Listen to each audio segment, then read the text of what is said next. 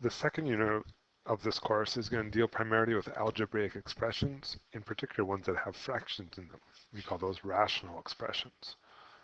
To be able to deal with them, we need some pretty good algebra skills, in particular factoring and foiling. So today we'll start a little review of some algebra skills from grade 10 we're going to be using through the rest of the course. First idea, I want to simplify a polynomial. All that really means is get rid of all the brackets and collecting like terms. So FOIL if you have to, distribute where you can, collect as much as possible. Okay. First, something nice and simple. We got brackets, but the brackets aren't really meaningful because the number 1 is in front. And when you multiply anything by 1, it doesn't change what happens inside the brackets. So those brackets really aren't meaningful whatsoever. You can simply remove them and then collect up your like terms. If you do that, you should end up with an expression. Now, some of you might look at that expression and say, well, they can all be divisible by 5. I don't want to do that. That's factoring. When we simplify, we want to make things have no brackets. Factoring creates brackets. So don't put any brackets into this one. If we try the second one, again, we see the number 1 out front. The second one has a negative 1 out front. So while the first bracket won't change at all, the second bracket needs to be multiplied by negative 1, distributing, into all those terms. That's going to change all our signs. So when you collect, you got to make sure you've changed your signs so you collect like the right terms together. And notice they're also out of order this time. Okay? You guys can try one, pause it, give it a try, see if you can get this right answer. Okay. I'm hoping that I don't have to rewrite all the parts and pieces anymore. We can simply think 3 plus 5 minus 4 will give us 4x squared.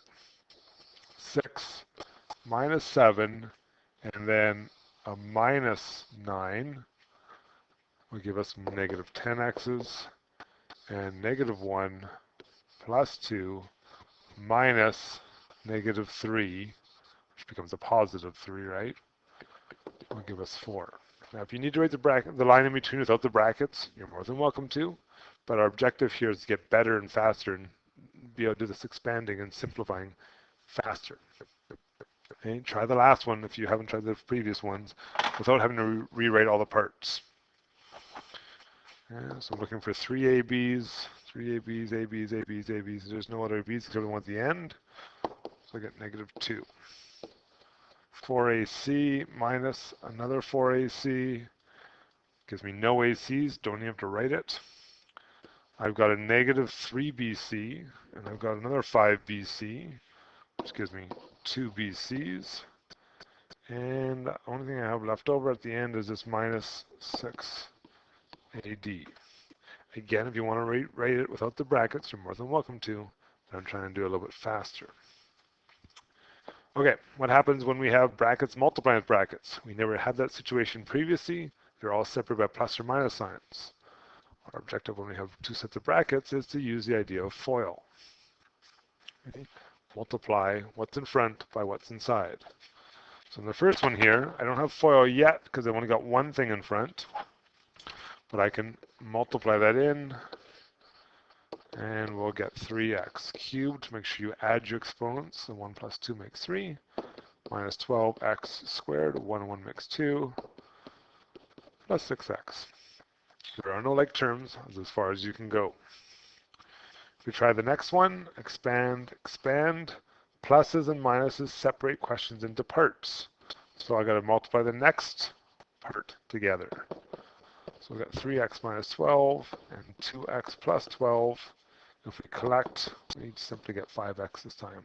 The two 12s will cancel each other out. Okay. Now we're ready for some FOIL. We got 2 terms in front, 2 terms inside. We need to multiply everything by the front bracket with everything in the second bracket. To help us remember that, we used FOIL. So FOIL. And remember, all that's really doing is reminding you, multiply everything in the first bracket by everything in the second. If we try it, 2x times 3x gives us 6x squared. 2x times 1 is 2x.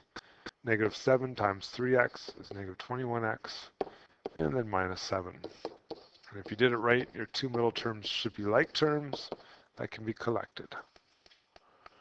If we get a number out front, I like to leave it alone and do FOIL first.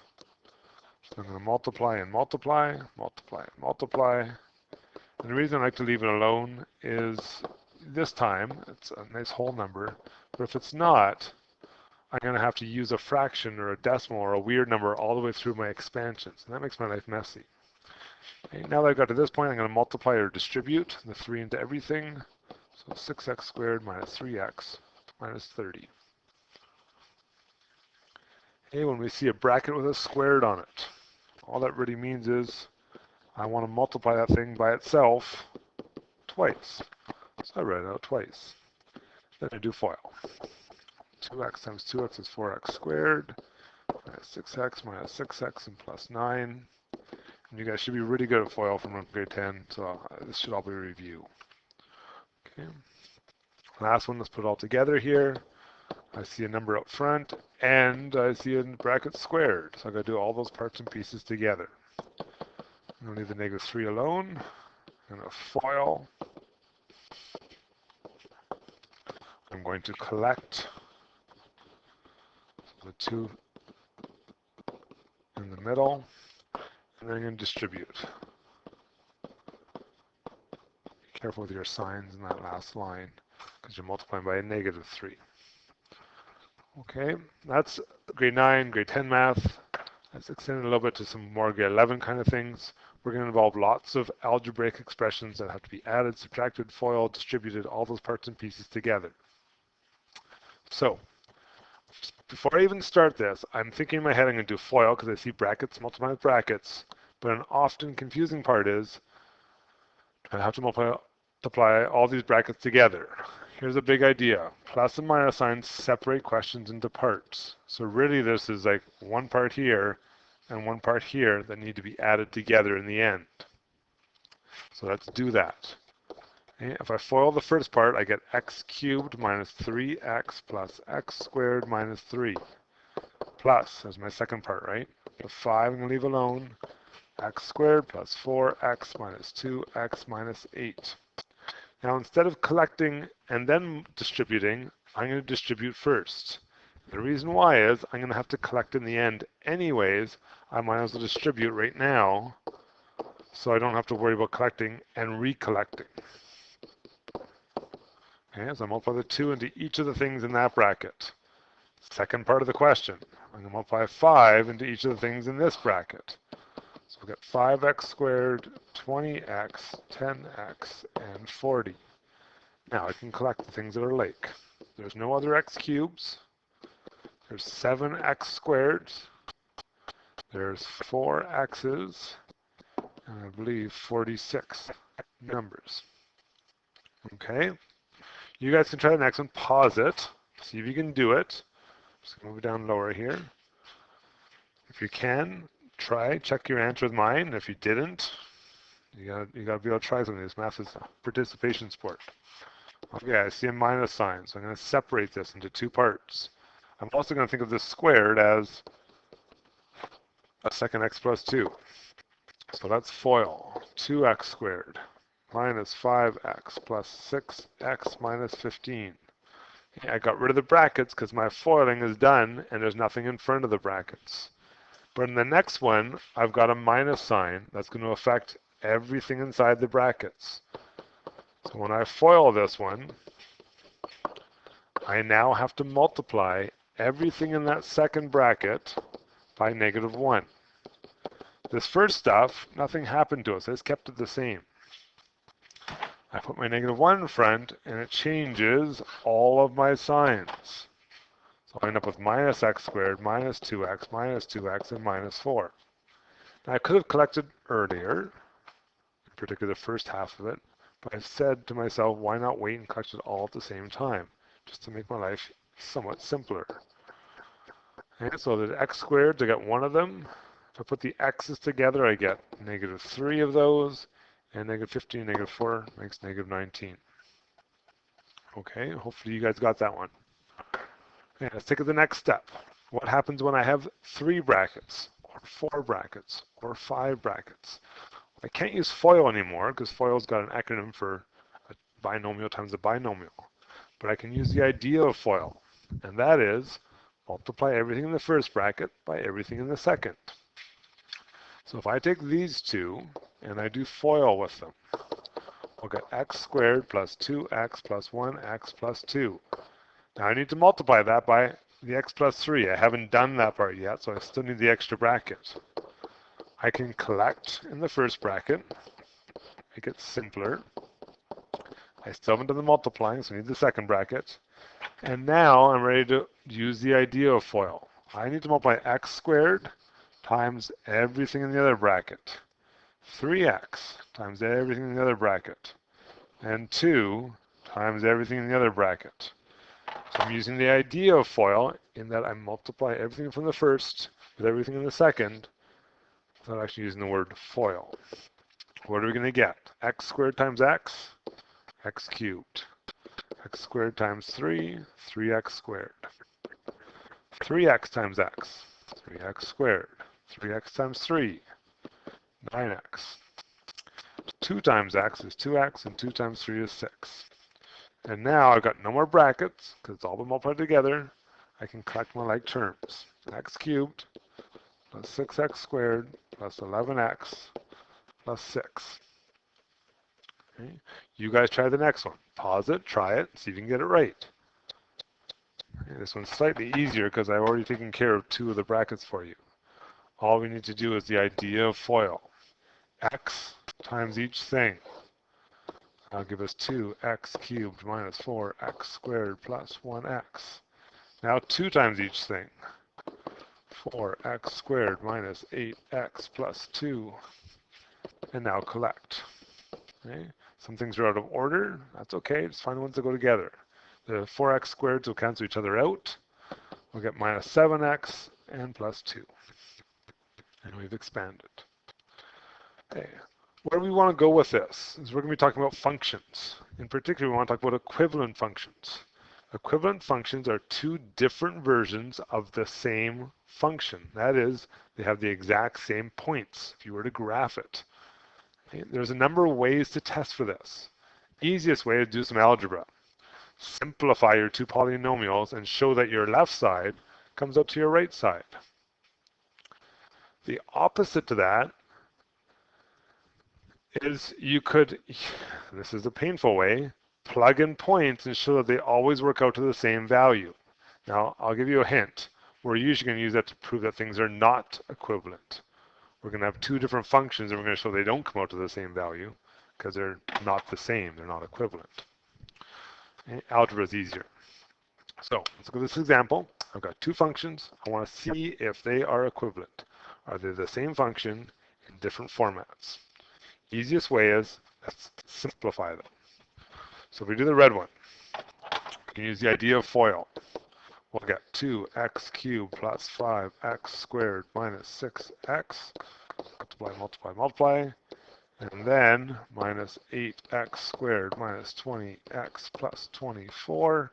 We're going to collect 2x cubes to negative 3x squared, negative 26x plus 24. That's our left side one. Right side, the blue one, let's expand, distribute. So we'll multiply 2x cubed minus 8x squared. We got a plus sign, so it separates. We'll expand again. 5x squared minus 20x. And the last one, minus 6x plus 24. We collect 2x cubes minus 3x squareds minus 26x's and plus 24. And then we compare. And what do we notice? We notice these are the exact same functions. They're just different formats. Left side is right side. They are equivalent. Okay, that means any number I were to choose, x is 2, x is 40, x is 79, they're going to come out to the exact same value every single time. Okay, last page. I want to show, given these 2 functions, that Sylvia is correct or not. She thinks they're equivalent. Would you agree with her? Well, I can't really do algebra to prove left side, right side because it's as simple as they get. So I have to use substitution. to explain my answer. How do I do that? Well, substitution means I pick numbers and I plug them in and see what happens. So let's try something. Let's say, for random sake, A was 1, and B was 0, and C was 0. Well, A squared plus B squared plus C squared is going to come out to 1 squared plus 0 squared plus 0 squared.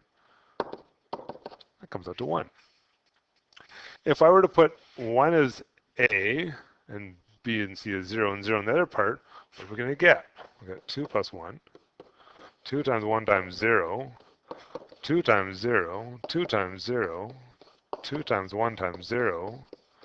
Plus 2 times 0 times 0. What does that come out to? Well, that comes out to 2, because all these ones have zeros in them. They're going to cancel each other out. Are those the same? Definitely not. So is Sylvia right? No. Okay. They did not come out to the same values. If I try graphing them, I get two different pictures. That's the counterpoint to an equivalent polynomial. Hey, let's check Greg this time. Greg has his two expressions. He said they're equivalent. He put in 0 for G and 1 for H. Is he right? Let's check his math first of all. Let's see if he did the math right. So 0 for G and 1 for H. What's that going to give us? That's going to give us -1. Okay, just be careful with this. This is like -1 squared, so it's a negative of 1, right? And let's try the second one. You put in 0 for G, so -0 times 0 plus 2 times 1 minus 1 minus 1 squared. Well, 0 times this is going to give us 0. -1 squared is -1. Hey, it looks like he's right. But if they're equivalent, they need to work for every value. So just the fact that he picked one set of numbers doesn't mean he's right.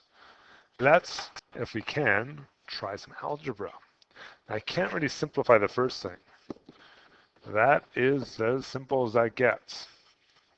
But the second one I can expand. Okay, so if I expand,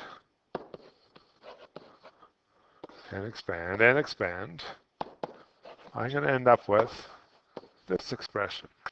Now, sure, they share some of the same characteristics. I've got a G squared, but this one's got a -G squared. That's kind of different. I've got a -2GH, yep, I got a -2GH. I've got a -H squared, but this one has a +G. So are these things equivalent? No. They worked for when G was 0, because -G squared and G, 0 and 0. But for any other number, they're not going to work anymore. If you were to try, I don't know, G is 2, and H can be anything, they aren't going to come out to the same number anymore, because you put 2 in here and 2 in here, and they don't cancel each other out. Okay, so that's our first lesson, simplifying some polynomials. Mostly review. The only new thing there is about the idea of equivalent. I need you to be able to prove to me yes, they're equivalent, or no, they're not. Algebra for yes, points for no usually. Try some of the questions, or mostly review, being able to FOIL, and then tomorrow we're going to work on some factoring.